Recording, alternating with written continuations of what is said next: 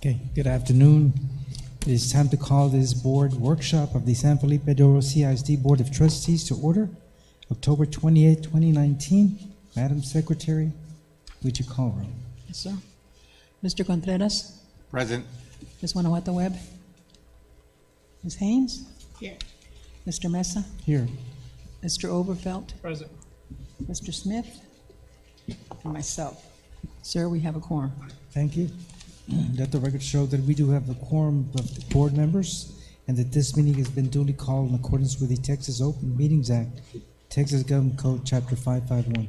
At this time, we'll have opening ceremonies, first with a moment of silence for personal reflection, followed by the Pledge of Allegiance. Please stand.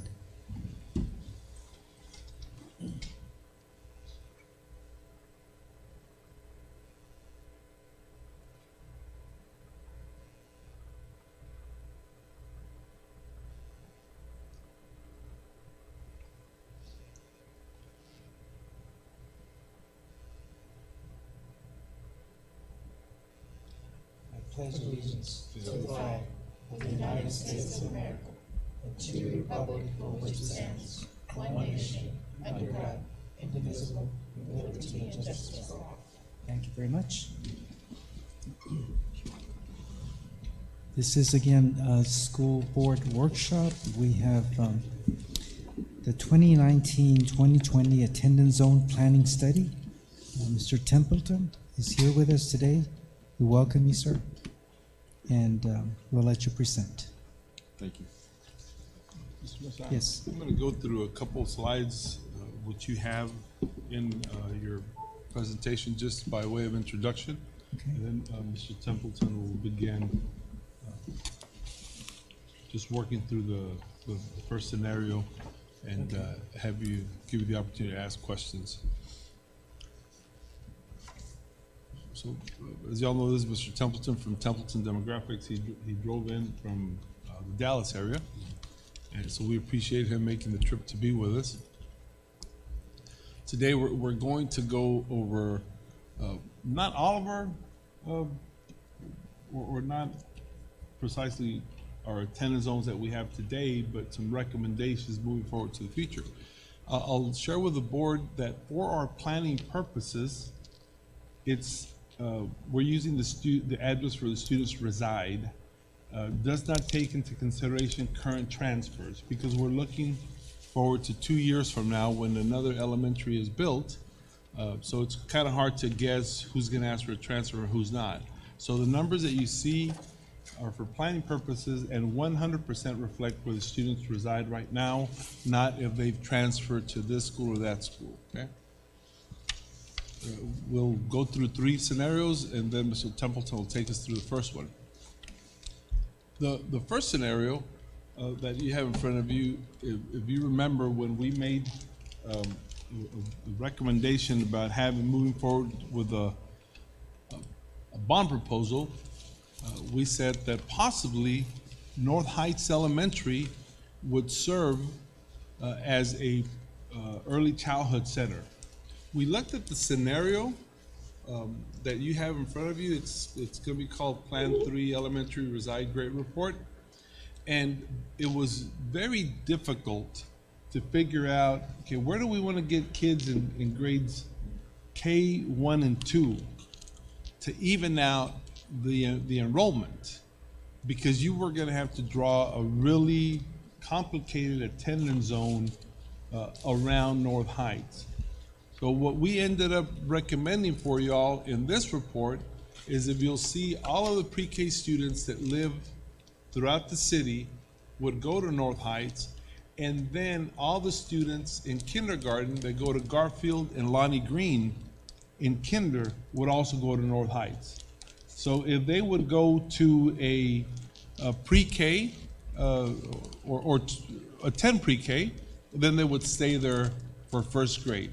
That scenario, by doing kindergarten from those 2 attendance zones, as well as all the pre-K kids, would allow us to more or less keep all the schools right around 650.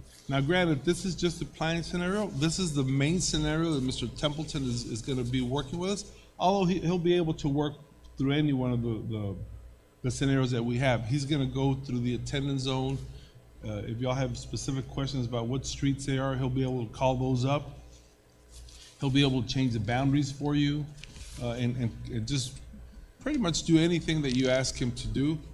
The next scenario is one that we previously looked at, which was Ruben Chavira serving as a pre-K center. That's just out there because we use these as beginning grounds, but obviously we've already had that discussion. And then the last scenario just calls for additional elementary, but leaving Cardwell where it's at. We also talked about that scenario, which would require building an additional school. But there again, I'll just, for our purposes today, we're going to start with Plan 3, which is using North Heights, and he'll be able to go through any one of these scenarios that you like.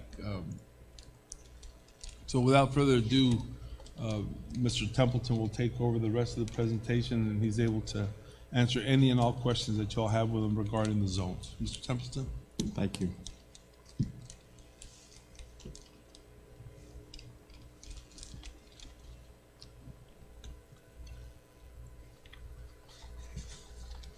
We have a mapping software, so we have a map of the school district, and it has all of the attributes. It has the students, the elementary students, it has the campus locations, and we're starting with that Plan 3 that Dr. Rios mentioned. Plan 3 does include the opening of a new elementary school. Let me zoom out just a little bit so you can get a little more perspective.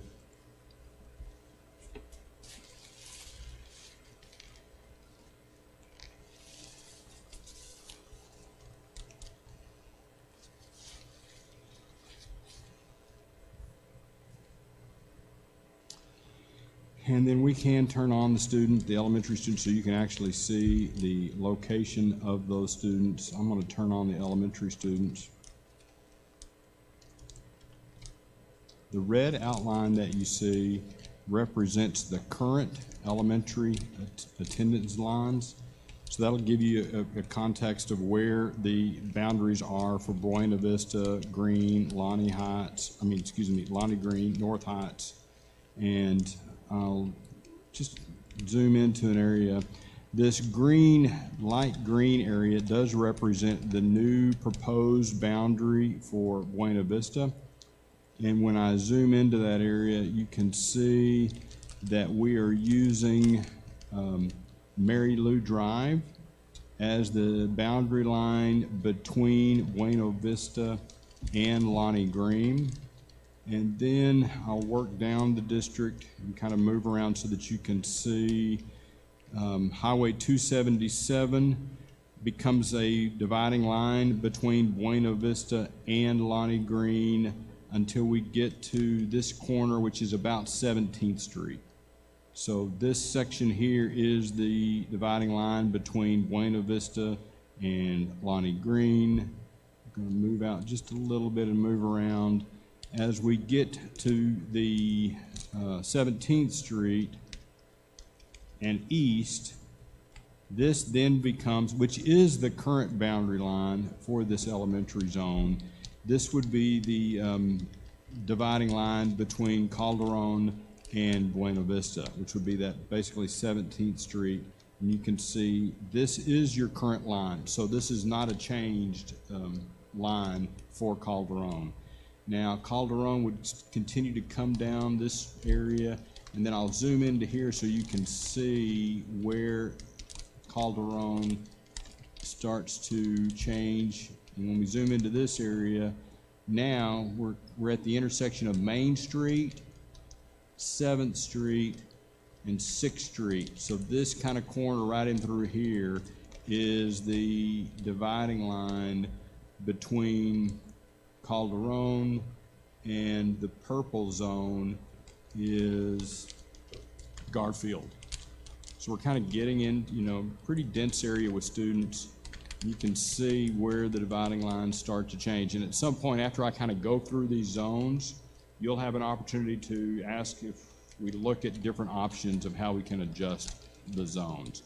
There again, the red line represents the current elementary lines, and then the shaded colors, those colors are the proposed changes, the opposed attendance zones.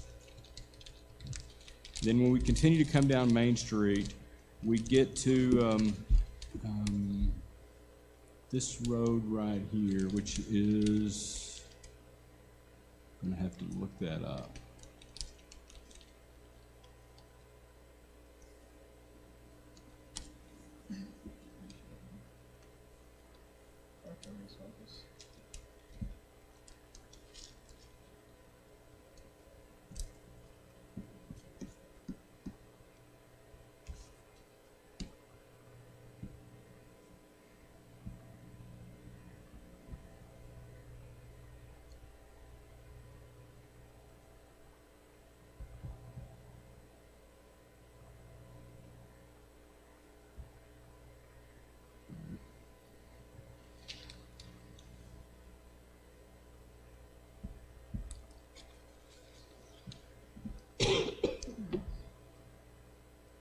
I believe that is,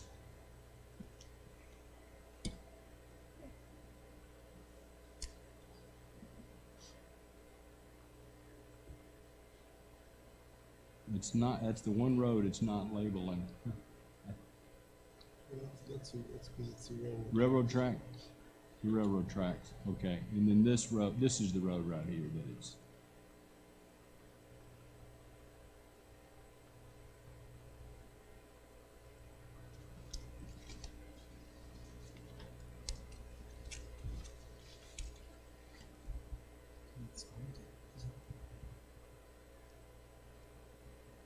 So we have the railroad tracks right through here, and then it continues to come down Main Street. So this purple area is the Garfield Elementary Zone. So one of the areas that is changing, this area north of, is that Ciennegas Road? Right through here.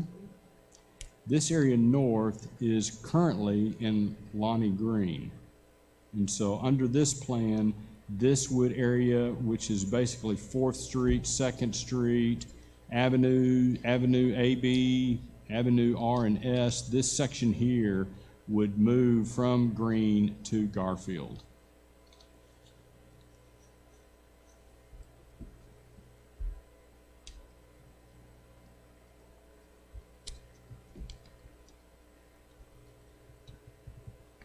Now I'm going to focus on the Lamar zone.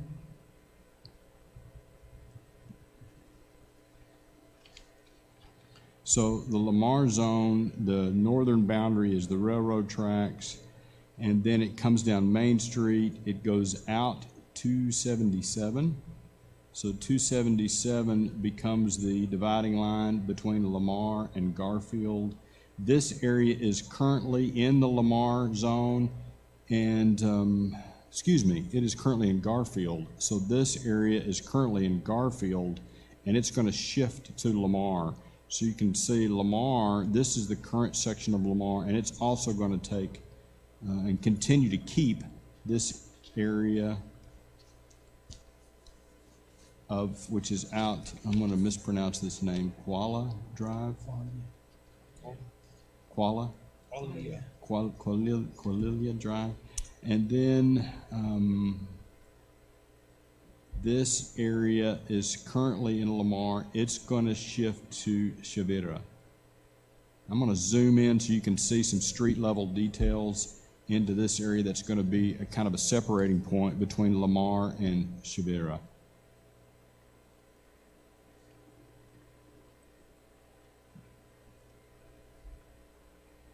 So the dividing line is basically Rodriguez Street here, and then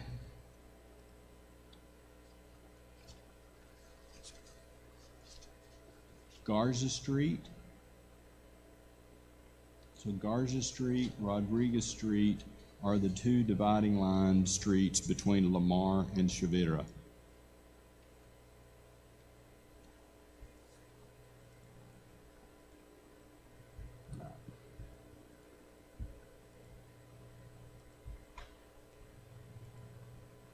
So the purple zone is Garfield, The blue zone is Lamar. The orange zone is Chavira. You can see Chavira is basically Highway 90. Highway 90, and then it comes into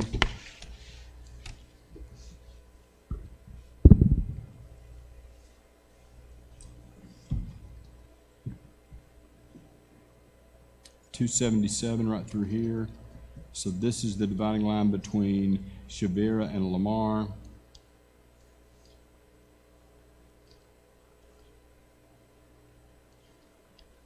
So basically, you can see this corner right in through here. We've got, that area is currently going to 3 different elementary attendance zones. This section here is going to Calderon. This section right here is going to Lamar.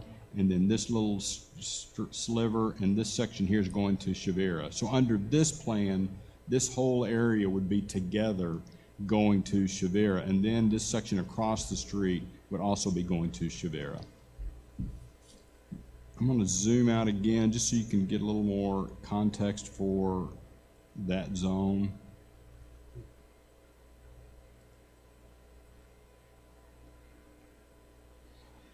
This is the Air Force Base.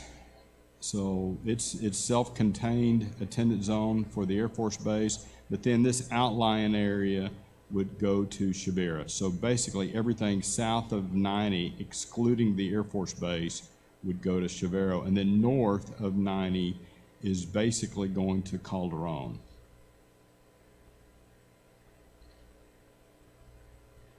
And I know that was just kind of the high-level overview of those zones. I'm going to pull back up the report to go with that. So these are the numbers that matched up with what Dr. Rios showed you from that PowerPoint earlier. And you can see the 589 plus the 121, the 105, that would be the estimated numbers for North Heights as an early learning center, pre-K campus. And then the other, roughly, they would be about 650-ish or so at those elementary schools. If I may, Mr. Templeton, the idea in putting these boundaries together was just to give a starting point. So if you look at the slide that has the number of the students, it only counts the kids in kindergarten through 5th grade. In Garfield and Green, it also counts in kindergarten, and so we'd have to subtract that number from the box that's highlighted in yellow. But it doesn't matter how we try to slice the pie, we have to keep moving the boundaries south. You can see how Lamar, having Chavira and Lamar serve elementary students, and Garfield, I mean, you're taking kids just south of Las Vacas Street to help fill Lamar. And we're taking kids from just right below Lamar to help serve Chavira. And then on the north side, for the new elementary boundary, he didn't go over that one, it's kids from Margarita. And so, but we can keep pushing further south for the new elementary school. We can draw the line wherever y'all would like, and he's prepared to make all those changes. But then again, you just get closer to Buena Vista. Now, granted, 2 years from now, 2.5 years from now, when the school is finally built, it's going to be a lot more students than what we have on the map right now. But it's just difficult to move the boundary south without having input from other people. So we're kind of hoping that we look at that boundary there to the north and see, okay, so where would y'all like for us to consider taking kids for the new elementary school?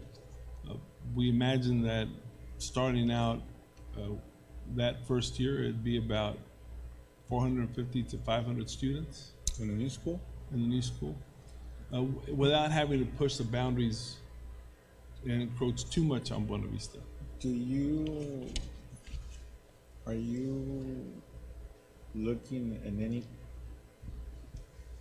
me from my work, I'm looking at another 100, 200 families here within the next 2 years, up in the Lake Ridge, up Diego Loop, in that area. I mean, and it's growing because that's where I have the biggest growth at this point in the building, and they're requesting new deliveries. So I can tell you firsthand, anywhere from 100, 200 within a year from now, 2 years in that area. How many kids? We don't know, but families, I can guarantee you that's what we're looking at right now for the new elementary. Absolutely, and that's why we, when we set the boundary there, we said, well, if we can get to about 250 students right now, we anticipate that at that point, when the school opens up, we'll be close to 400, 450. And then we can just tweak the boundary. So we didn't really want to push the boundary as far as having a starting point too much further than Nagarita. But we do want the board to just see where we're at and see if there's any other suggestions, especially as we look at all the boundaries. For example, if we were to look at the Lonnie Green zone, in this scenario here, sir, can you call up Lonnie Green?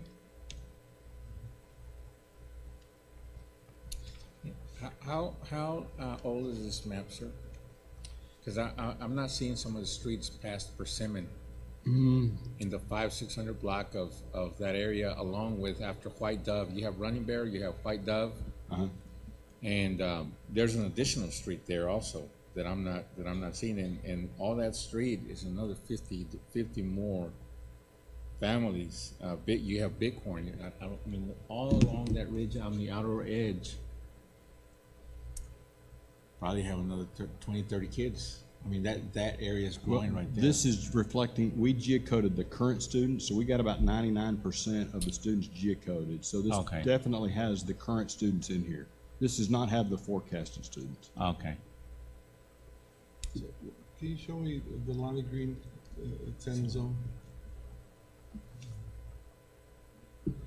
That's good. So if you look at that zone, you can see where in this zone, all of CNAS 100% is going to Garfield, where in the previous zone, you can see where they were carved up between Lonnie Green and Garfield and North Heights.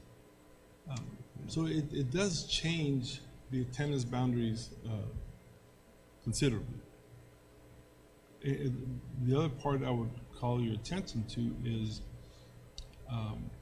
the fact that it does keep most of the elementaries under 700, but in this scenario, Garfield, or I'm sorry, North Heights, which would serve as a pre-K center, would have approximately 700 students because of the kindergarten kids from the Lonnie Green and Garfield area. I had a question in regard to already the houses that are established behind Buena Vista, around that area that Mr. Contreras mentioned, Silver Sage, because everything is already in place there. There's curbing, the streets are paved. We have lots of vacant lots, but those are, if you go by, the signs are for sale for new residential housing. How extensive is your study in regard to, let's say, permits?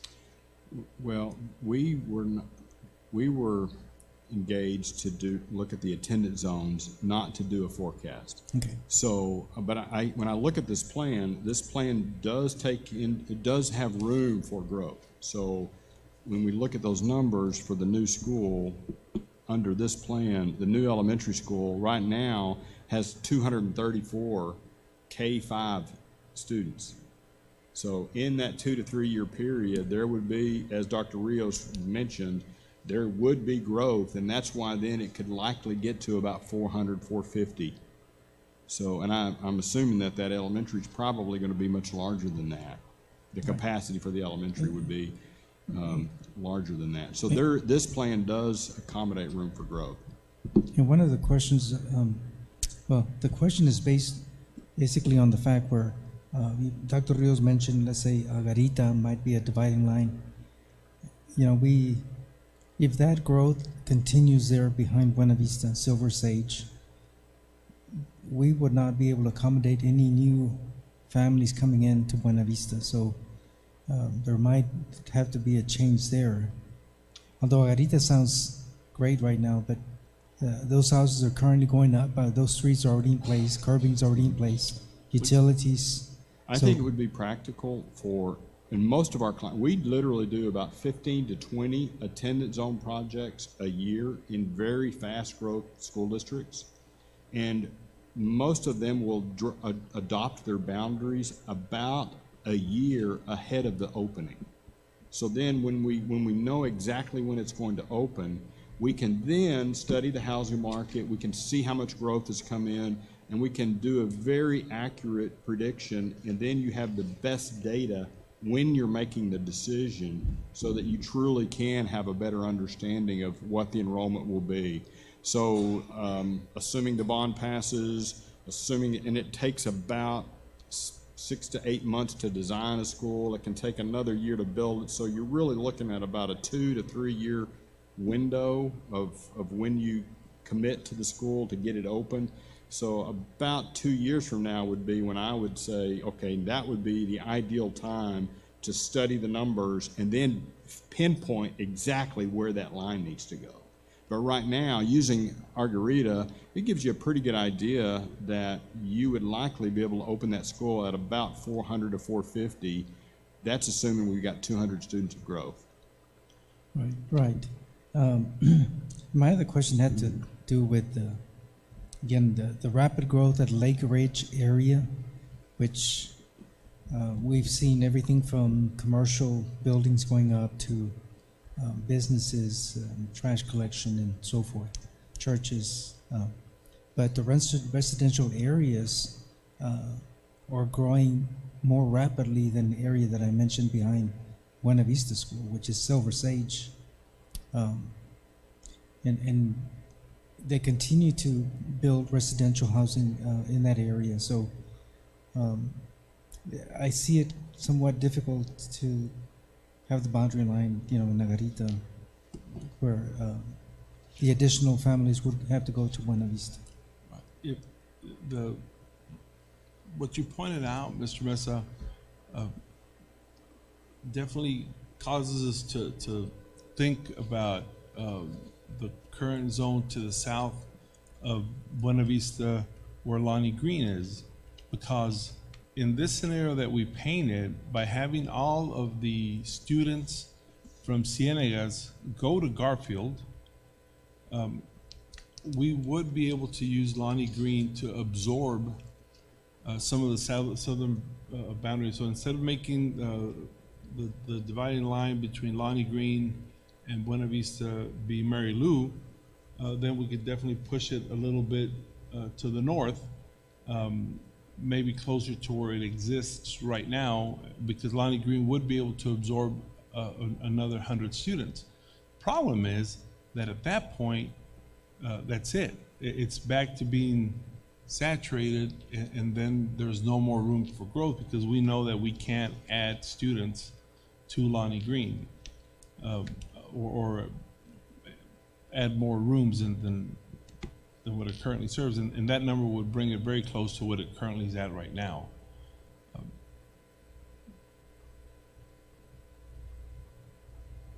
So it's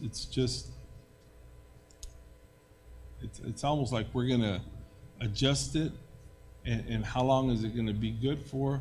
Well, again, by not having North Heights there, we don't know if there's any more room for growth behind the reservation. If there is, then it's going to make it pretty difficult. Just thought I'd give you a little perspective. The number of elementary students that are right here north of Agarita in this area around this location is about, we'll just say it's 50 kids. It's about 50 elementary kids that are just north of Agarita. Can you look at the whole part though? Well, really, it's all north of Agarita, it's 234 because that's, Yes. I guess that's the, But just this section right here is about 50 elementary kids. This little section down here, that's about 17 elementary students. So that's, you can see as you get closer to when you need to make that decision, you could look at some of these areas here and either have them be in Buena Vista, or if you felt like the growth was so strong that we needed to lessen the burden of this new elementary to account for the future growth, then those would be the areas to look at first, because these would be the areas closest to Buena Vista and maybe closest to some other campuses that you might want to use them at. Because the growth is going to be up in this north area that you're referring to. Yeah. I still, somehow, Dr. Ruiz, I'd like to get information in regard to any zones that are going to be replat, that there's, permits that have to be obtained from the city for that area to be replatted, and again, for any infrastructure to go in, whether it's utilities and because I'm concerned with, we have an area to the right of Agarita, which is, usually bond builders or opening streets on that side, and then we have the other area behind Buena Vista. That's also the streets are already there, and lots are for sale, but there's a big question mark as to what other land will continue to receive, those infrastructures, which would mean more lots available on that area. So I don't know how we can, I'm sure they have to go through the permit to replant. That is an exercise that we do as a part of a demographic study and a part of an update. So that literally would involve, 4 to 6 weeks of time to research through the city and interview the developers and interview the landowners to get an understanding of what the platting cycle is like. I feel that like that's crucial information to predict for future needs. What's the dividing line then? What if you moved it to Kingsway instead of Agarita, moved it south? And then would be between Lonnie Green, move the dividing line of Buena Vista and Lonnie Green a little bit further down, pushing it down. So move the Agarita to Kingsway. Kingsway.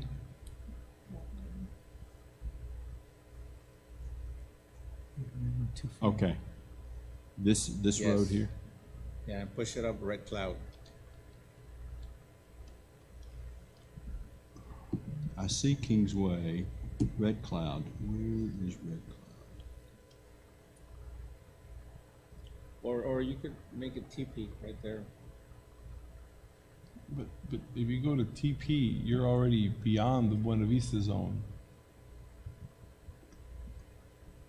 So See, but the area right there around Red Cloud and has growth. Right. Also, that's not, so that's why I figured that if you brought it down a little bit, the dividing line. But I would, if you look at right there, sir, that line right there. Just tell me when to take it up. Take it right there. Take it up.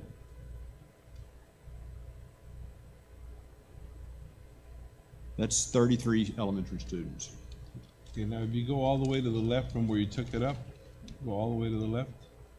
This area? Yes, sir.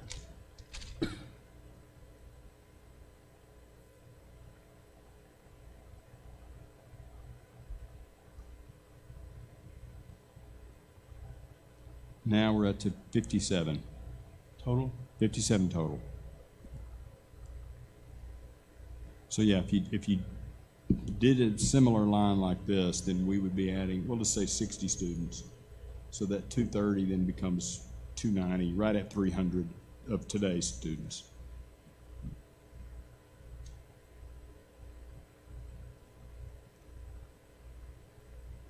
And what's that street, sir, that you drew the line off? the south? This is Kingsway. This is Quail Creek. Quail Creek. But basically, most of this would be, looks to me like roads that kind of funnel to Agarita. You can see how they kind of work their way up to Agarita. So I think it could be used as a line. One more question. I know that, you know, we have this number, 234 elementary kids in the rapid growth towards the north.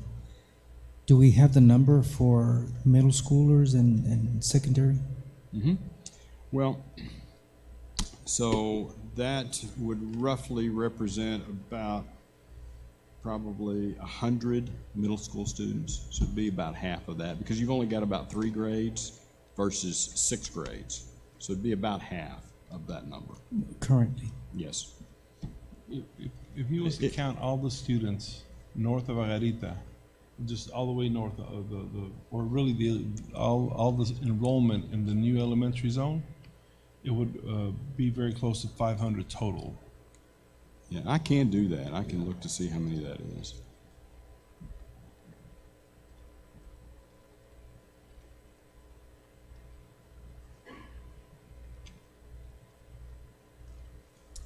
So now I've turned on all the students. Who knows, we might get someone from that go to Compton, stay in that new school. Everybody else wants to go to a new. Sí.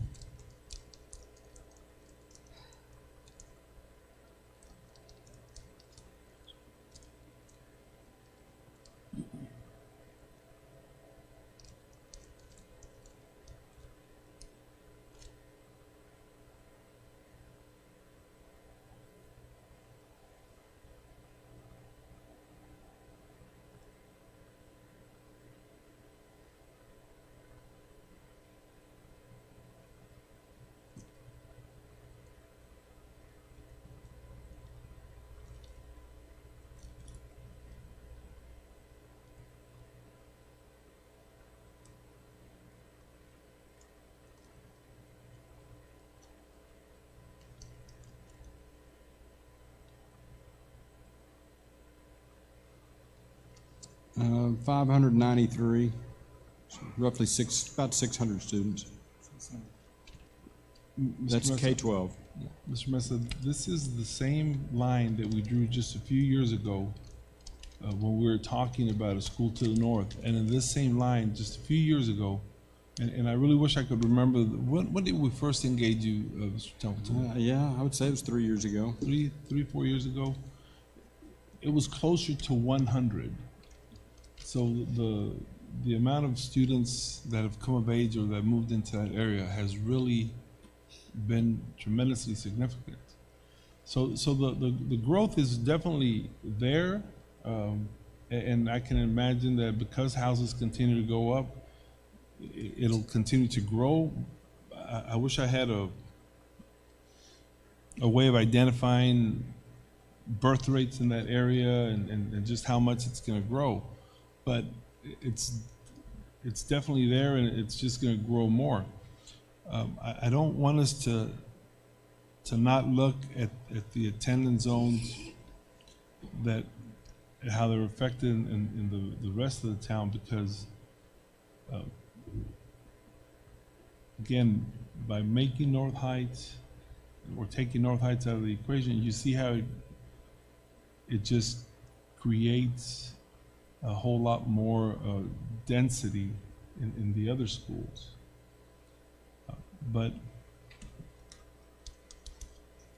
you know, that's just something that you'll have to direct us on what you'd like to see.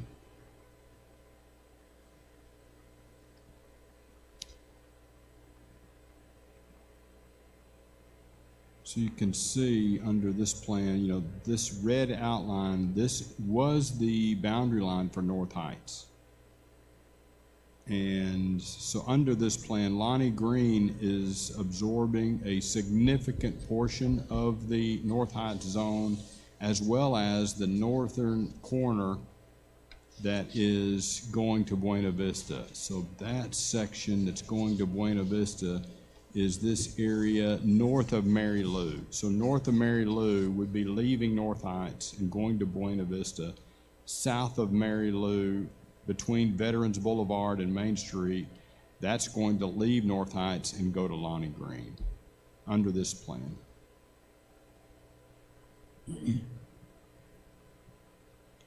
But a majority of North Heights is split between Lonnie Green, and then a portion of it's going to Garfield.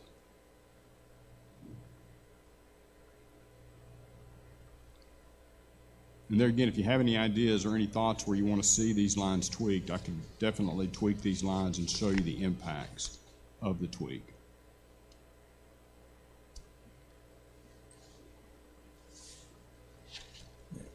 This was just our attempt to give you a starting point so that you could see if you close North Heights and redistribute those kids, and we tried to balance them so that that way those elementaries were pretty similar in their enrollment sizes. And that's then when it produced, you know, these numbers of roughly, now you got to remove about 100 to 120 off of Garfield and Green, so it puts them down in that 650-ish range, and then your others are going to be in that 650, 700 student range.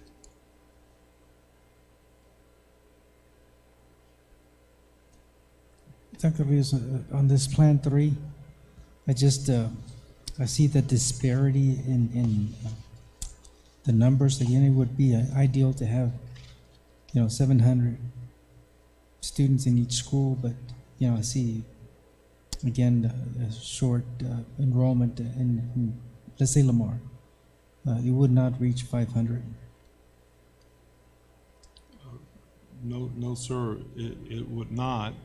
But there again, we could continue to move the boundaries south, because really between Chavira and Lamar, we could average it out. We could take 97 students from Chavira and put them at Lamar. And it would bring, well, really, you can't take all 97. I think you could. Lamar can hold up to 600 students. It currently has under 500, but you can, and then both of the schools will be right around 600. But then that, again, just involves very fine line drawing between Chavira and Lamar. You can see that Chavira's already, Lamar's already encroaching a whole lot on the Garfield attendance zone. I just don't like the numbers between Garfield and Lonnie Green, where you're reaching 800. Yes, sir, and again, that's why we've recommended considering the kindergarten students from Garfield and Lonnie Green and taking them to where we would house the pre-K. In this scenario would be North Heights. So the actual number would be like 654. Approximately. Let's say Garfield. Yes, sir. So Garfield, we would decrease by 120 students, which would be About 660. 660. And then the Lonnie Green numbers would be 660. 656. But what it doesn't do, it doesn't decrease the number of students for accountability, because you're still leaving the accountability grades very high. You're reducing the kindergarten students, but not the kids that are there for state accountability. Yeah, it's not fair for the other schools. Right. But that would be a balancing act to do to bring those numbers down. We can fix the Lamar and Chavira zone fairly easily. But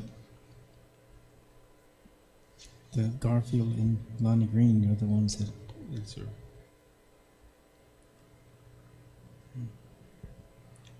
And looking at the Lamar Shavita, you can see these areas riding through here. This little corner right here is currently at Lamar, so they're attending Lamar. So I do think there's little areas where you could just slightly adjust the streets, the zones between Lamar and Shavira to get the number that you want. that would please me in regard to my question there. It would be great to have the same enrollment in all the schools if we're doing this. Again, looking at boundaries. I go to the campuses and you know, I see the rating that schools have, and it's a lot easier to score an A when you have 400 something kids, or score a B rather, and go to the other school that has close to 800 kids and they have a C. You know, you're testing a whole lot of students, more than 200. Do we have any kids from Calderon crossing the highway?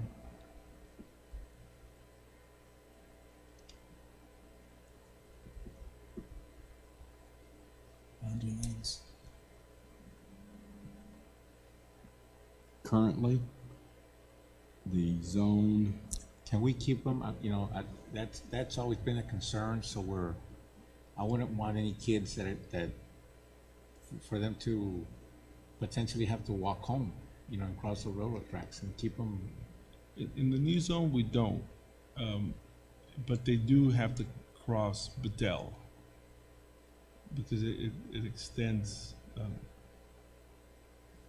yeah, if you look currently, this area is crossing the railroad track in De La Rosa Street. Yeah. That's in But the under old the zone. proposed zone, it doesn't do that. Sir, can we go back to the map, and can you, just to show, to answer Mr. Messa's question, can you find 121 kids to take from Chavira to Lamar?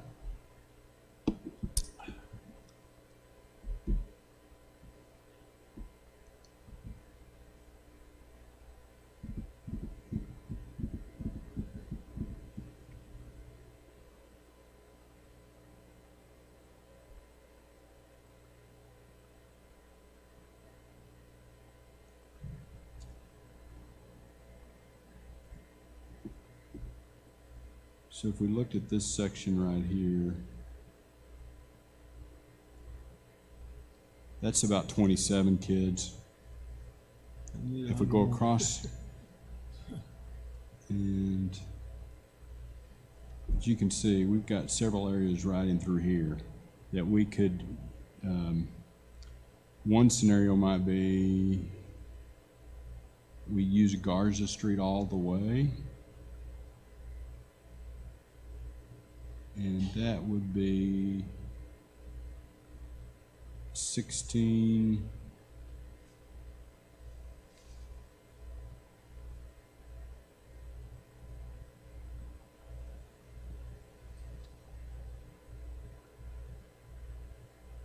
Now we're to 80.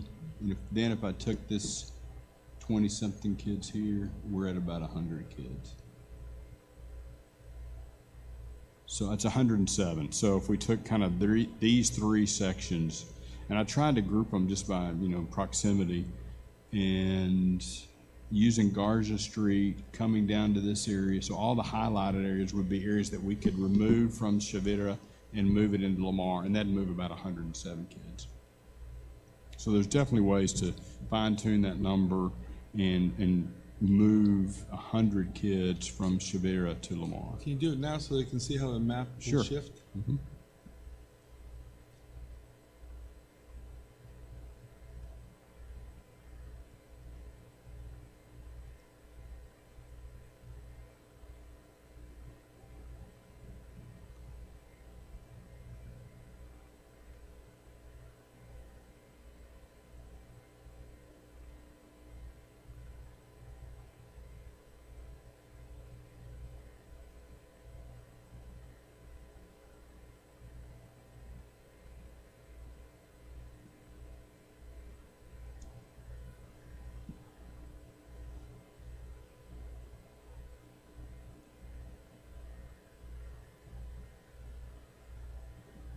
So now Lamar's up to about 570, and Chivera is 581. So they're virtually the same enrollment. But that's the beauty of the software, is that we can make these adjustments and see the numbers and how it's impacting the enrollment.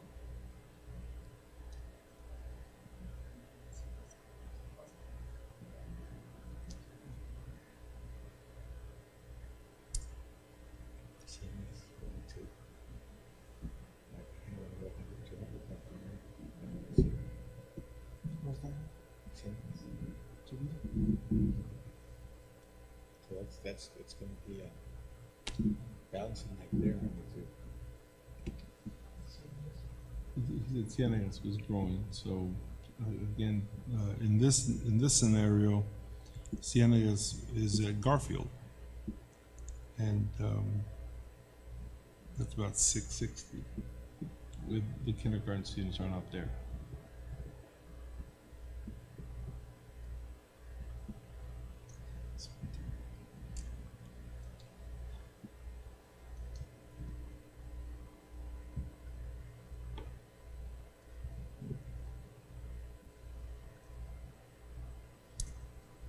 Would we be able to,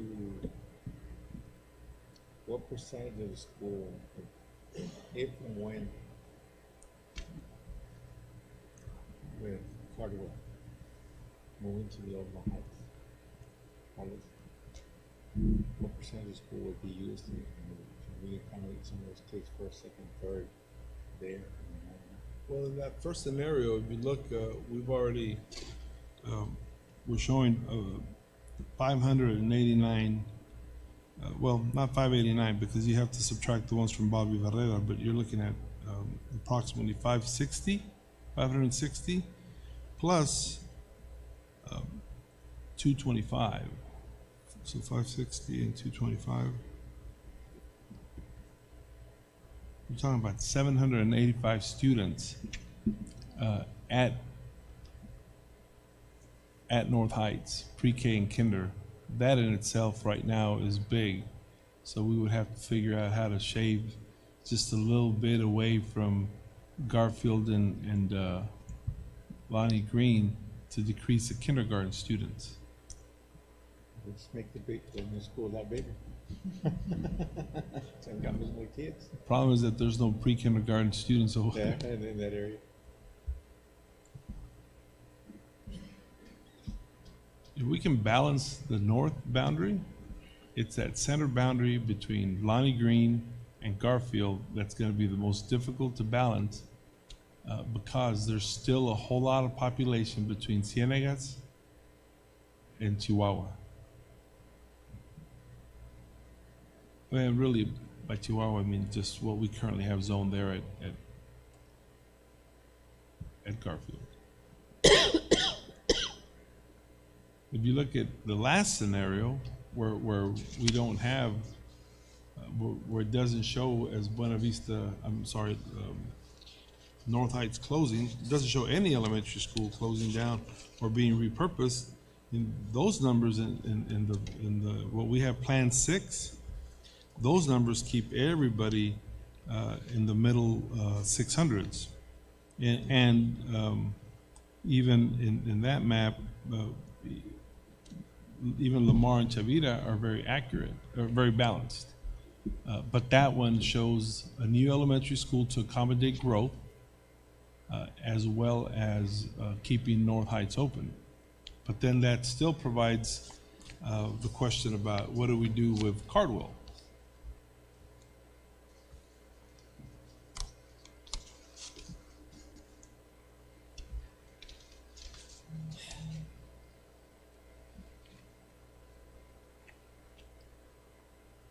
But you can see that in that Plan 6, everything is real nice and balanced, but it keeps Cardwell at Cardwell. And that's what we're trying to, that's a puzzle we're trying to figure out. I like those numbers a lot better.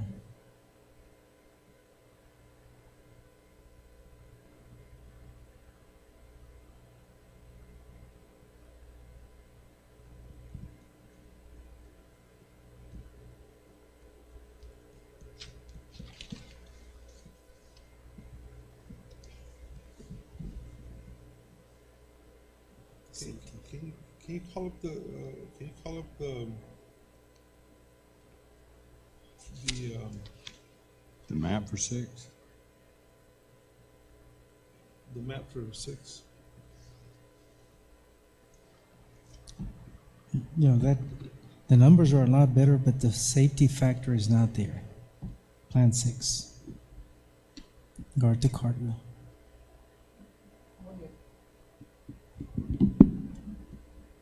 Right. What if, since we're talking a lot of theoretical right now, what if after, once we get through the bond issue there, and you know, hopefully we have good news on that day, in looking at 6, we go in and look at what it would theoretically go in to take out for the school district to take out a loan to build a new new fully enclosed campus there next to the existing Cardwell that would go in and house everybody, you know, internally, as opposed to it being open, and or maybe use one of the existing buildings that we can salvage and we build off of it, and that would keep. They would have a new area for the kids to be in, and then it'd also keep your scenario 6, you know, good numbers. You know, is that something we can look at just numbers wise? I'm talking just theoretically. You know, there's something that we can, you know, go in and look at down the line and say, you know, what would it cost us to build a small pre-K center there? Because we know it doesn't have to be extraordinarily big, and if it's completely enclosed there, that goes in and helps out with a big part of your security worries there, because everything's contained as opposed to being open to the elements like it is right now.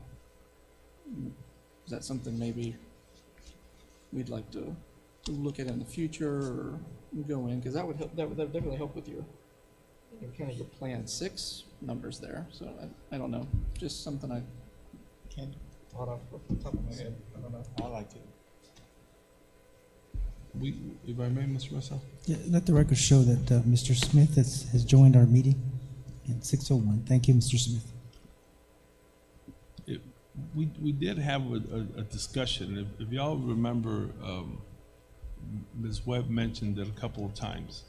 So we did have a discussion in cabinet as to what would be some possibilities of floating something like scenario 6, where you use all of the schools so that everybody would be around 600, or maybe a little bit north of that in some of the schools, but definitely all near 600, give or take 40 students. And we talked about the possibility of building an elementary to the north, but then how small of a loan could the school district take and just build the main office area and all the classroom wings, and then do what we did with Buena Vista to have a plan to add a gymnasium at another time. So you build the cafeteria, the main office area, all the classrooms, and then we use the existing science wing, we use the existing library that's there, because they are fairly new, and we develop everything around those buildings. But we didn't get a number. Unfortunately, though, it would have to be a number that would provide for that to come out of our operations, because you'd pay for that loan from money that you would pay to run the school district, including giving 100% insurance, giving 100% raises. So we have to be very cautious with how we do it. But in some regards, it'd be better than my recommendation to use North Heights, because it would be 100% enclosed. It just wouldn't have a library, and it wouldn't have a gym. You'd have to use the existing library, the existing science labs. But you'd build it in such a way where you could add a gym in the coming years, or add or connect the science lab and the library. So there are possibilities, and I could definitely work with Mr. Arredondo to come up with that with that cost analysis. We don't have CEOs in the school district, we don't have. Well, Can't use. we don't have, we don't take certificates of obligation out, but we do tax maintenance notes. And they have different languages, but at the end of the day, it's all borrowed money that you pay from your income and nothing else. Well, I think, the discussion is good, Mr. Orfeld, because I think to follow up on what Mr. Orfeld said, how would it disrupt the program itself? Would the program be able to continue if improvements are made on the existing buildings? At Cardwell? Mhm. You remember we did that cost analysis, and it was more expensive to remodel Cardwell. But I'm saying, would classes be able to still be? Oh, absolutely, yes.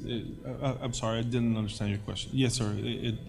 If we were to build on-site at Cardwell, there's enough space there where we could continue. We might have to relocate the bus drop-off and pickup area temporarily while the construction is being made, but it wouldn't shift too many of the operations, and certainly wouldn't shift any of the instructional operations.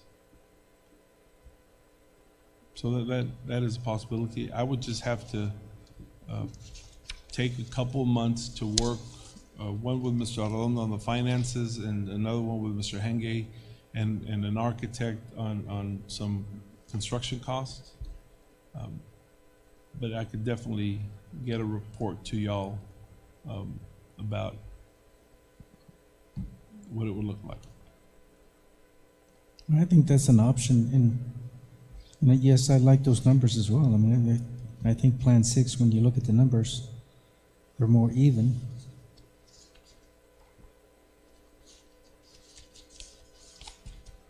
How many kids do we have in Escondidos? I can have him look. Can you go? It would be east of Laughlin Air Force Base. Where are those kids going to? Right now, All students or just the elementary students? just elementary students, just to simplify it. It's not many.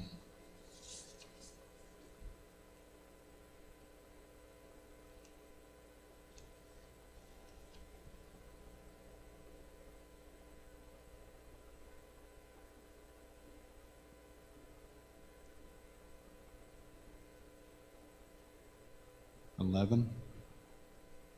And they're currently, I'm sorry, sir, Mr. Contreras, is that Valverde Park Estate or is that Escondido? That's Escondido. Okay, so that's one you wanted to see? Yeah. 11. Where are they going? I think in the current and future plan, they go to Chavita, is that correct? Yes. Why would they go to Laughlin? Because first, there's no interest on that side, so you'd have to loop them all the way around. Remember that gate is closed? The They north still have to gate? go to Chavira anyway. Still gotta go all the way around. That's true. I wonder which way the bus route goes, but.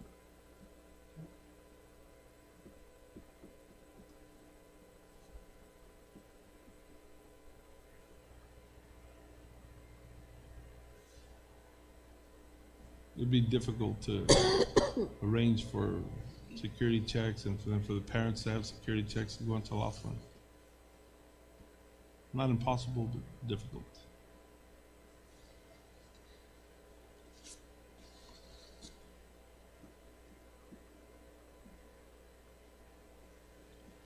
Anyone else?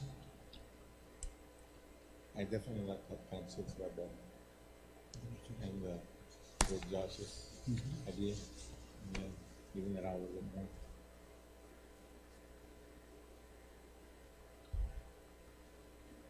Can we look at the attendance zone on Plan 6? I want to see where the Cienegas kids ended up in that scenario. I think they ended up back at Lonnie Green. So these two areas are at Lonnie Green. I'm not sure if this is considered Cienegas or No, not. sir. It's at, It's just that to the left. That's Pumalia.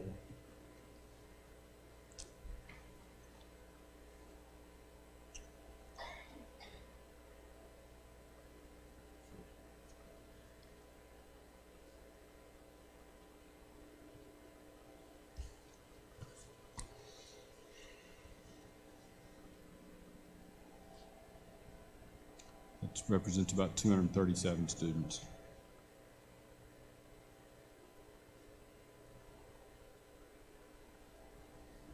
Dr. Rios, a question to follow up on what Josh has mentioned. How difficult will it be to enclose the walkways at Cardwell? It's not difficult, but again, the remodeling that we talked about. Now, granted, if we're looking at just the walkways, it may be cheaper, but when we looked at the remodel plan for Cardwell, that included the cafeteria because it is pretty old, included redoing all the walkways to make them enclosed.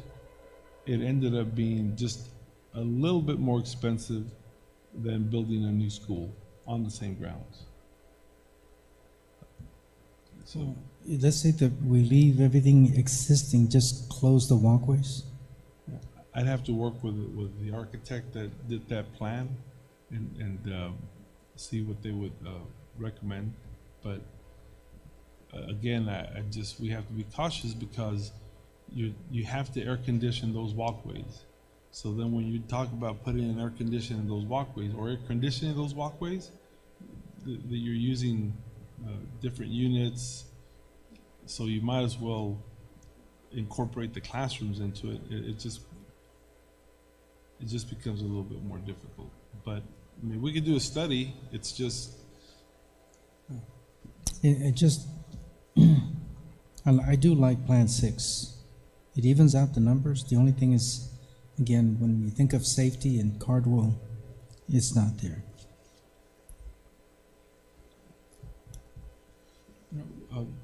if I guess what I'm hearing from the board is we'll definitely do a study and we'll try to do as quick as we can, working with an architect, see what it would cost just to do a building that has all the classes enclosed and making use of the science labs and the library. Everything else definitely new, a new cafeteria and a new central office area for the nurse and all that. And with plans of adding the gym and everything else, future, we can get that to you within 60 to 90 days. Do you think that's fair, Mr. Henge? And again, I don't want to lose the priority for tonight that, we're looking at the growth towards the north and with this bond election that we are currently undergoing. But for the future, I think, we would like to continue the discussion in regard to evening out the numbers such as Plan 6.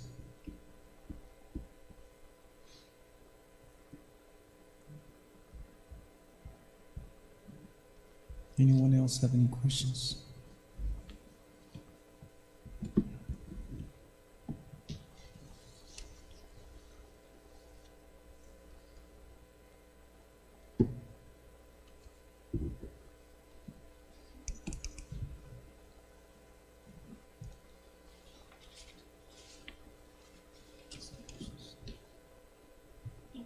I'm sorry, Mr. President. Right now, you pushed 260 kids there in those standing facility. Is that what you asked right now? What was the question you asked him to pull up right now? Oh, yes, ma'am. How many, I asked if you look at that yellow area that's closest to the purple there, that whole area there in the plan that we were working with in Plan 3, Right. that group was going to Garfield. But in Plan 6, that group is back at Lonnie Green. But that number is probably close to 200. Can you count those students for us, sir? He said 200.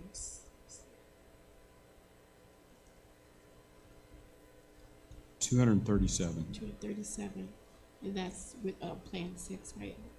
Yes. In Plan 6, they all go to Lonnie Green. Okay.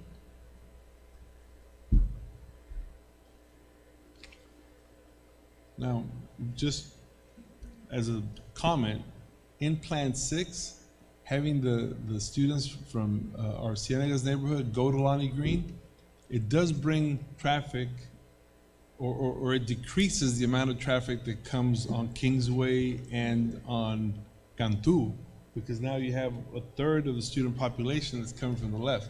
So it does balance the traffic significantly. Whereas in the other plan, Plan 3, all of the traffic to Lonnie Green is all coming from the east and north side of town, which then again is going to bottleneck that area that we're trying to fix. So even for traffic purposes, this Plan 6 makes more sense.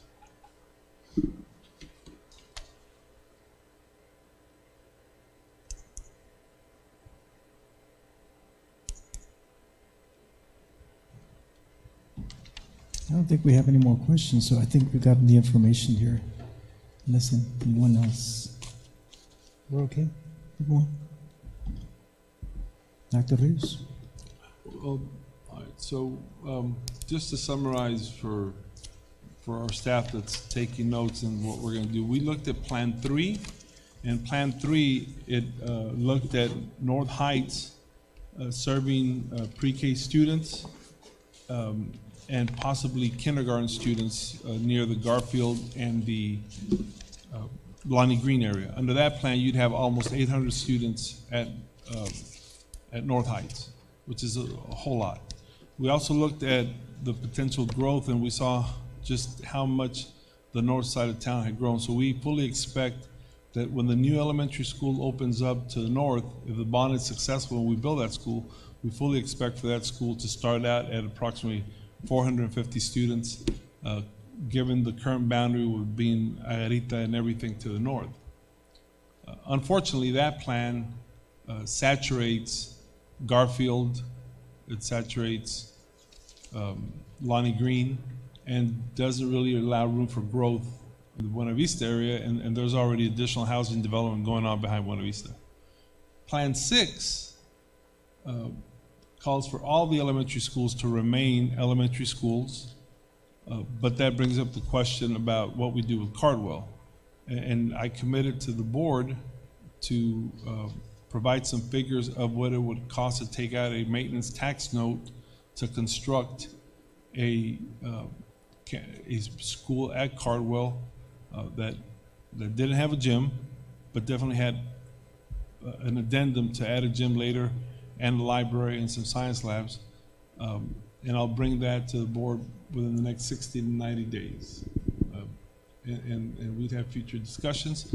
The other thing I would add is that hopefully within the next, after we've solidified those plans one way or the other, I'd like permission to just engage Mr. Templeton one more time to have an update in about 9 months when the plans will be clear, because at about that time we would have to begin formal plans to draw lines, so that we could then talk about our bilingual academies and where they're going to be zoned to and everything else. And by then we'll know what would happen with our bond election and potential maintenance tax note. In the meantime, as I mentioned, if we can get any information on permits or replanting of any properties, to do that. If it pleases the board, Mr. Mesa, the recommendation, I'll work with Mr. Templeton to see how we could do both. Get the demographic study, working with the city and the developers, and this plan to work with the lines one more time. So I'll definitely present the recommendation of what it will cost to do it. Okay. We're okay then. Well, Mr. Templeton, we want to thank you again for giving us the information, and we look forward to continue with the working with the boundaries and the different scenarios. Yes, So thank you again. you're welcome. Appreciate it. This concludes our meeting here, so I'll ask for adjournment. Mr. Overfeld? Second. seconded by Mr. Contreras. All those in favor? Workshop is adjourned. Thank you very much for attending. Good night.